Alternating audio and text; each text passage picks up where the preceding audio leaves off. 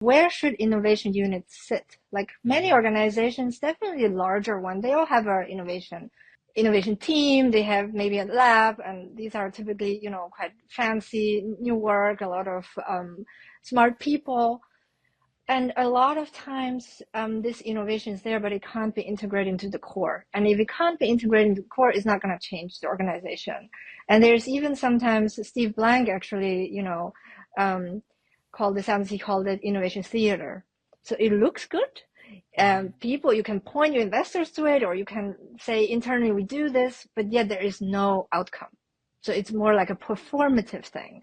Right. And the goal ultimately obviously isn't the cool or interesting or sexy part, but it's how do you put it into your core business.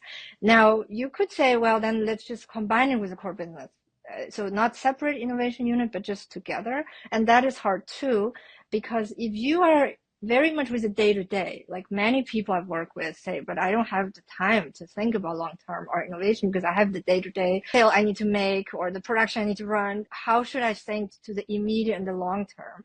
And oftentimes, every level, from executives, I was on executive teams myself, to the people who lead teams, they need to do something for right now or tomorrow, but also in 2 years, 5 years, or maybe 10 years. So combining both, what happens? The firefighting always wins, right? Because the one who needs you tomorrow will always, that cannot wait, but something for 5 years later can wait.